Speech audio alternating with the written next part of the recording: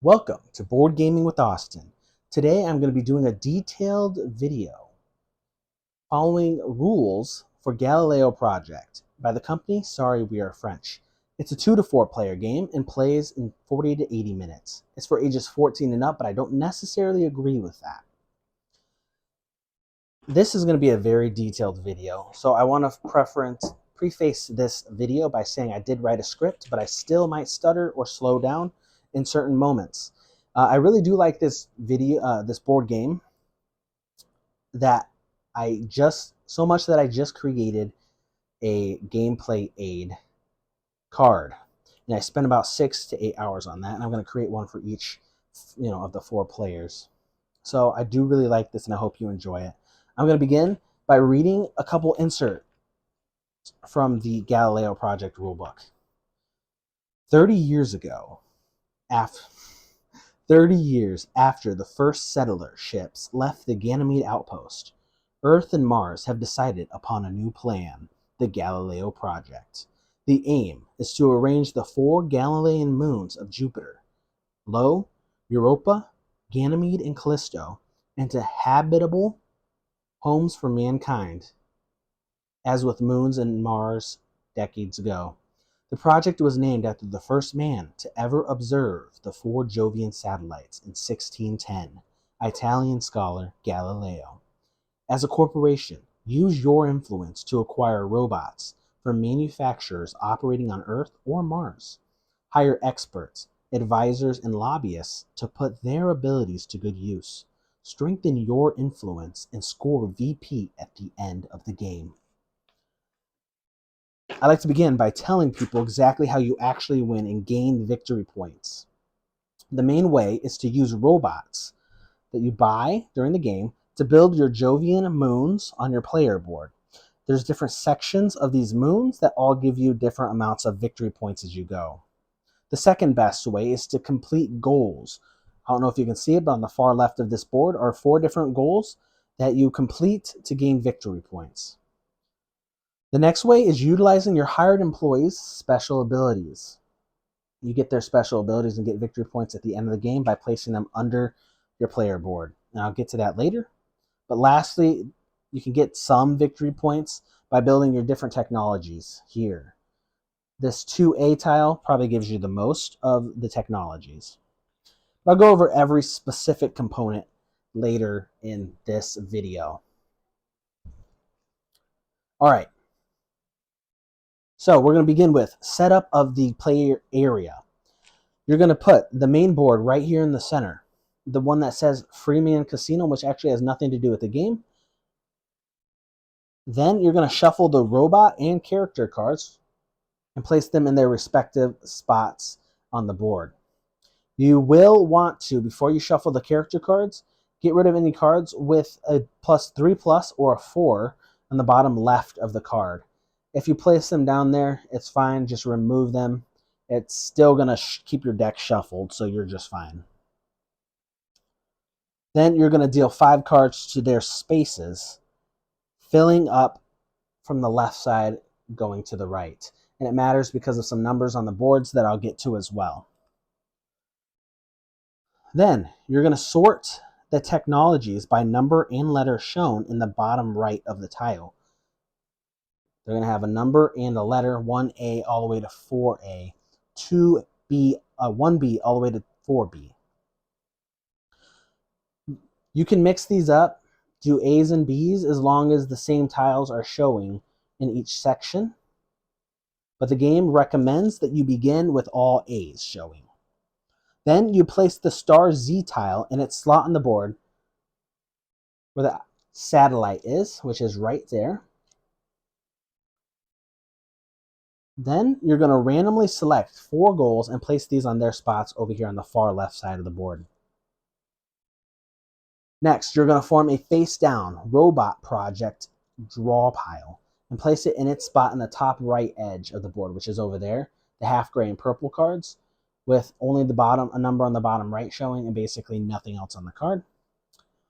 Next, you're going to place the mega credits, the energy tokens, the power tokens, all right here in their pool on the right side of the board.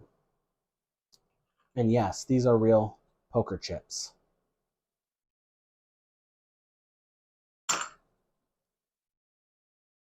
All right, that's that. Now you're going to start to set up the actual player. One player board has a small number 1 in the top right of the board. It's going to be right there, over there. And you're going to shuffle those boards up randomly. There's 4 of them, and you're going to hand them out. Whoever gets the 1 ends up being the first player. Each player chooses one random color. There's purple, red, 2 other colors, blue and green, I think. And then they're going to grab their influence marker, which is this symbol right here. And this is set up for a 2-player game right now because I will be doing a video of 2 players. They're going to grab their 4 development markers, which are these little things right here. They're going to grab 4 goal markers, which are these little ribbons. They're going to grab 4 assignment modifiers, which are these, 1 of each of the different Jovian moons. And then each player is going to grab 4 robot modifier tiles, 1 for each type of robot. Then what they do with those pieces is each player places 1 development marker on a 0 of each of the 4 moons. You're going to keep your influence marker, your 4 goal markers, your 4 assignment modifiers, and your 4 robot modifiers, and place them near the player board. From the now existing robotic project card pile on the far right side of the board, you're going to draw a number equal to the players plus 1. So I drew 3 cards here. You're going to flip them over with their special rewards face up. That's going to be the special rewards of this robotic project card. The only time you pay attention and use that side of the project robot card is at the very beginning of the game. Because when you set those out, plus 1 for the player count, you start with the last player to go, and they each choose 1 card to begin the game with. Then you go counterclockwise. Each person chooses a card, and it matters because you do actually begin the game with those resources and that influence. And that's the only time you ever use that part of the card. Now, these are the steps of gameplay. Step 1 is optional. You can decide to switch your influence track here and here. I'll explain that each of these steps in more detail in a second. Step 2 is you take one of the following actions. You can hire a character. You can hire a robot. Build a robot. You can develop a technology over here. And step 3 is you can claim a goal on the far left side of this board. And then step 4 of your turn is refreshing cards. So when you hire a character or build a robot, there's going to be empty slots. You slide all the cards over to the left and then refill from the right. So if these 2 cards empty, I'm going to fill this one. And each player goes through all of those steps before it moves on to the next player. And then finally, the end game is triggered when all the characters from this pile have been placed down here, or 1 player has 10 robots. What that does is you immediately trigger endgame and finish the round that you're currently in the middle of, and then count up final points. So let's get into more detail on the actual steps. So step 1, the influence track. I'm kind of going out of order with the directions, by the way, because this is the better way to explain the directions to you. They immediately show you all the cards. I'm going to show you all the cards and all the components in the middle of these steps. So step 1 is the influence track. I said that you can swap your influence track optionally in this step. This track here symbolizes your influence on blue on the top, which is Earth, and red on the bottom, which is Mars. If you swap sides during step 1 of your turn, it will cost you 1 mega credit, which are like your currency in the game, your money. If you begin the second phase on the 0 of this track, sorry, if you begin the second step, which is hiring a character or building a robot, on the 0 of this track, you can hire any character and go down the influence track of the ability of that character that you use, red or blue. However, if you're on the 0 of this track and you buy a robot, you must be able to bring that robot's influence cost down to 0 in order to buy any of the robots. So you can buy a red robot or a blue robot if you're on the 0, which is the white spot here, but you must be able to bring them down to 0 cost. This can be done by upgrading one of your moons called low, which is the moon in the top left, the orange moon.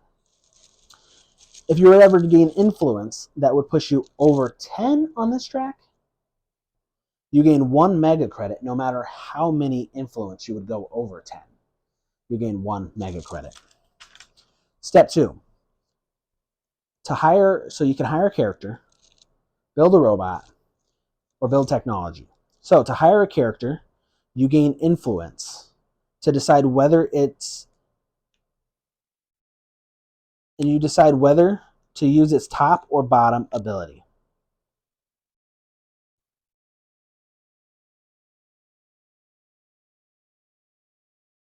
So now I'm going to show you a character card.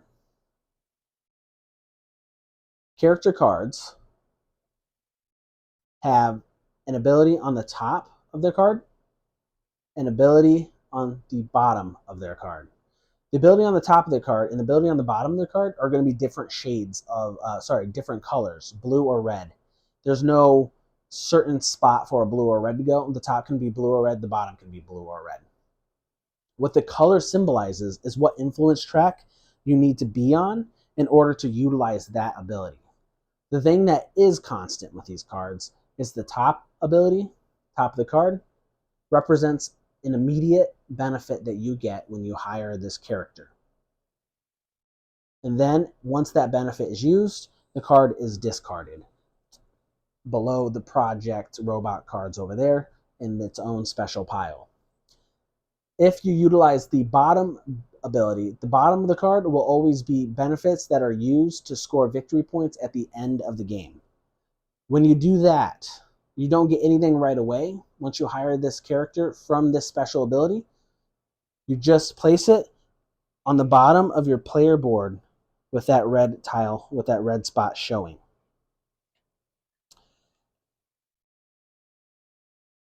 This is actually a good time to go over the player boards because they show you something important that has to do with that. And I might repeat myself in a little, but it's all right. It's important to show you this. This is the player board. Over here, you play robots on each of the moons. On the top here, you're going to store your technologies. In the center here, it shows you that you aren't allowed to have more than 10 credits and you're not allowed to have more than 5 energies. And then on the bottom here, it's showing you something related to what I just told you. You can't have more than 2 characters tucked under your card pile here until you upgrade your moon here. The Ganymede moon gives you more characters that you can place under the board.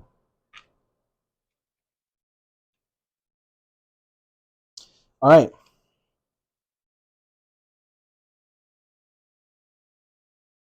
The rest of the card. On the left side here, when you hire characters, it doesn't negatively affect you. You immediately get a benefit of influence on every card that allows you to increase your influence on the track. Then you get a mega credit. So this influence here allows you to gain influence on whatever track you're on, even if you don't use a special ability, but you're going to have to be on the track of the special ability that you do use. So I have to be on a blue if I want to use this card's immediate special ability, or be on the red track if you want to use this later ability on this card.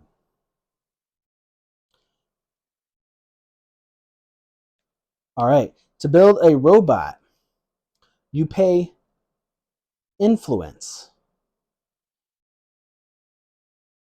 Now let me explain the robot cards to you. This is your second action, building robots. On the top left, it shows a number. As you can see now, that symbol means influence with a number in the middle. That's how many influence you get. Well, robots, that's the influence that you spend. The same as the color coding on the character cards, the color behind the influence on robots is the track that you must be on to buy this card. So you have to, if you're on the blue track, you have to swap to the red, and vice versa if you want to buy a different one. But it costs you 3 influence, so you go back on the track 3. And then in the bottom right here, it shows you the power level of this robot. And I'll get to that in a little. But on the left side of here, this card has pre-built, predetermined assignments, robotic assignments. You can't cover up one of those with a robot assignment, with an assignment modifier.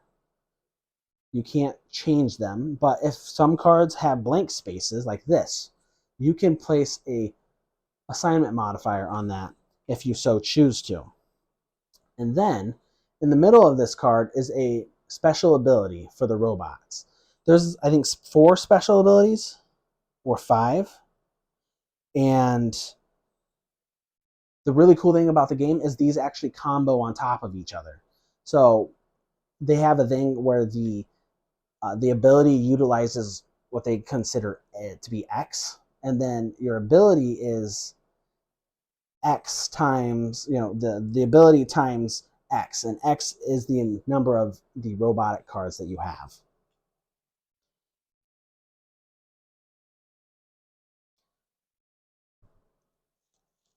So when you hire your characters, you immediately get their benefit, and then you utilize one of their abilities depending on what track you're on. When you hire the robots, you must pay the influence, and then you place them on the moons that match one of their assignments. And as soon as you place it down, you must move this development tracker that many spaces that matches the power level of the card.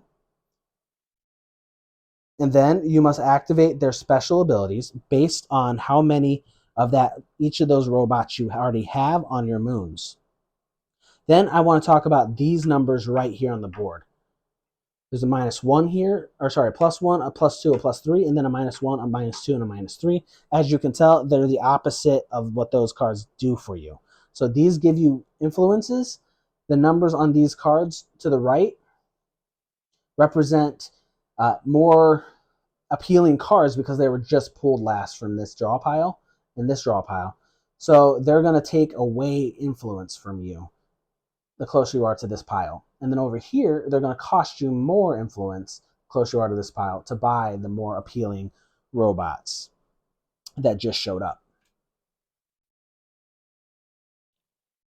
And then you can lower the cost of buying robots from the moon.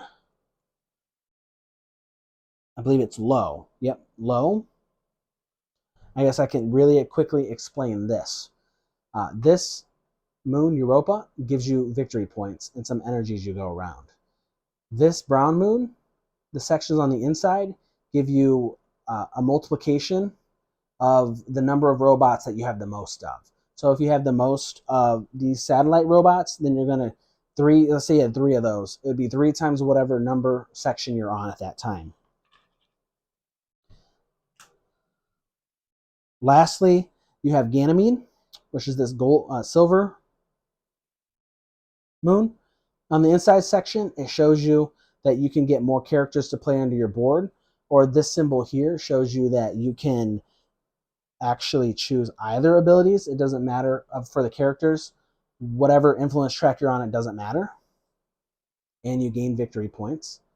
And then this orange moon over here shows you that you get these victory points, and it costs, you can lower the price of robots -1, -2, -3 if you spend 2 mega credits to do that.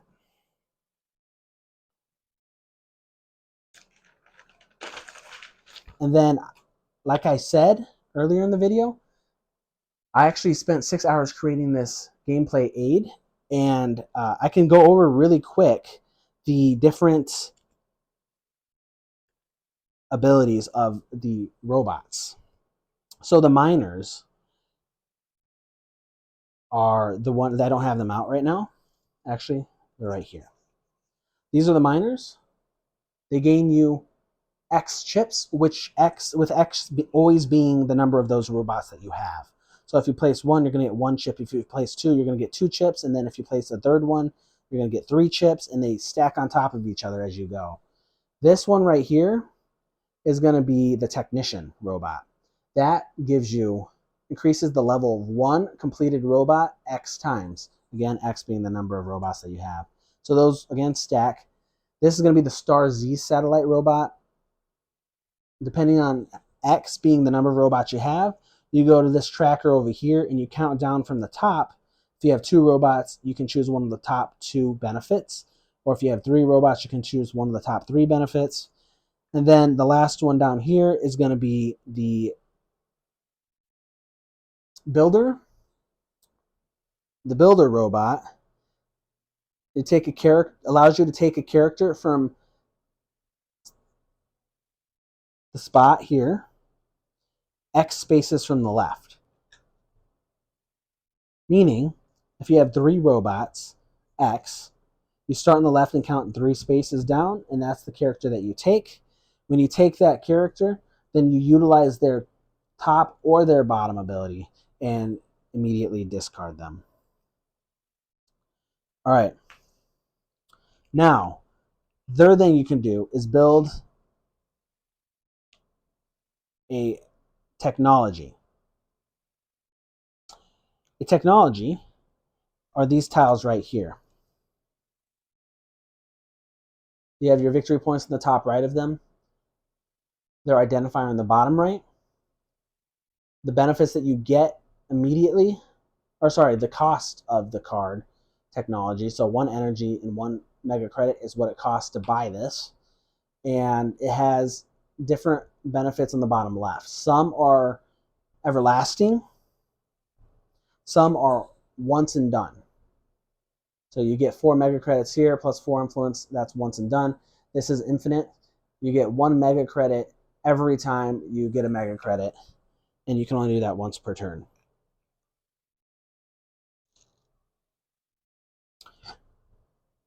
And that's those. As soon as you buy those go on top of your board over here, and they're scored at the end of the game.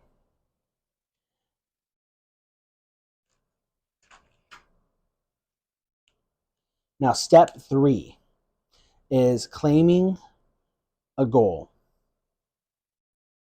At any time on step 3, you, once you've claimed one of these goals over here, can put your goal marker on the very far left available space. They all range from 6 to 4 points and then go down. And one of the tricks to this goal space is energy tokens. For every 1 energy token that you spend, these, it costs you 1 less numerical value on this goal. So this right here says you get this goal once you have 8 mega credits on your side of the table. You don't spend them, you just have them. But you can spend 1 energy to make that 7 mega credits. So as soon as you have 7 mega credits, you can claim that reward. And that works for all of them. You can literally have 5 mega credits and just clear out a goal right away. Something I wanted to mention real quick over here. When you're placing robots down on your moons and you do move your development tracker, the development tracker number will always equal the power level of all of the robots that are on that moon. And you're going to actually be changing the power levels of the robots from different cards and stuff by utilizing these tiles right here. You're going to actually place them over those robots' existing power levels and change them as you go. All right, so I kind of wanted to lean into some confusing components of the game.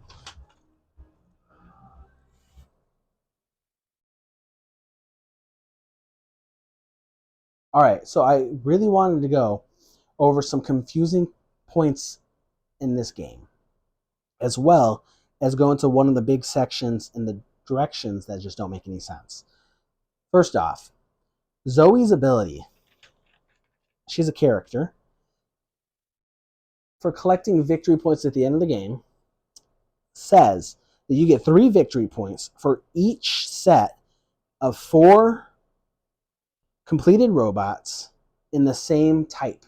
What that means is these 2 robots right here, the same type, same picture, same ability. They're all the same thing, but these are 2 of the same type of robots. So at 4 sets of the same type, gets you 3 victory points. So if you have 8 of these, you get 6 victory points. If you have 4 of these, 4 of another of the same robot, etc., you get my point. It's really worded badly in the directions. Next is robot modifiers and assignment modifiers. The symbols for them are very confusing, and they actually don't really explain them in the book. But I'm going to show you a couple different ways you can understand the symbols themselves. Here are the symbols right here. This symbol right here with the robot head over it, that symbol by itself means this is talking about a robot modifier, which are these right here that have the same symbol in the top left of them. That's pretty explanatory. But this symbol right here references assignment modifiers. That is referencing one of these moon tokens that you have here. Robot modifiers, assignment modifiers. Now, sometimes you'll see both of those symbols together. And this is an example. On your Callisto moon, both the symbols are together right there. And that means that you can choose either or. You can choose to go with an assignment modifier or a robot modifier. And it goes a little bit further. So assignment modifiers and robot modifiers are actually used to change your robots' types for completed robots, for controlled robots on your player board. You can change their robot type using these, which allows you to stack these abilities here even faster. You can use the assignment modifiers to change the robot's assigned locations, and you immediately change them. So I actually wanted to grab the directions real quick and say this part. So once you have placed a robot modifier, and if you gain a robot modifier or an assignment modifier when placing a robot modifier on a robot that you control, which is going to be here, nothing happens. If you place an assignment modifier on one of the robots that you control here or here, you immediately move it to its new location and adjust the power levels, the development levels of those moons accordingly. Now, what you can do with these instead, and you kind of work throughout the game on getting these, is you can build your project robots. So let's say that we already chose these cards. You grab new cards from over here when you're building new robots. And you're always utilizing the empty spaces of the card with no assignments and no robot. And when a card comes up, like this character here, that allows you to do an assignment modifier or a robot modifier, you grab one of those and you can build your project robot over here. These robots, once they're complete, actually go into play as a free robot that didn't cost you any influence to buy. But as soon as you do put it into play, you play it just like any other robot with the same power, with the power levels, placing it on the moon, stacking the abilities. And this is one of the ways I really like to play robots into the game. is with those robot cards. And a lot of the abilities actually play off of having more of the same type of robot, having high power levels, having different moons. So thank you guys for sticking through this video with me. That's pretty much the entire game. I really like this game. And I hope you all enjoy it as well. Thank you. Have a good day. Bye.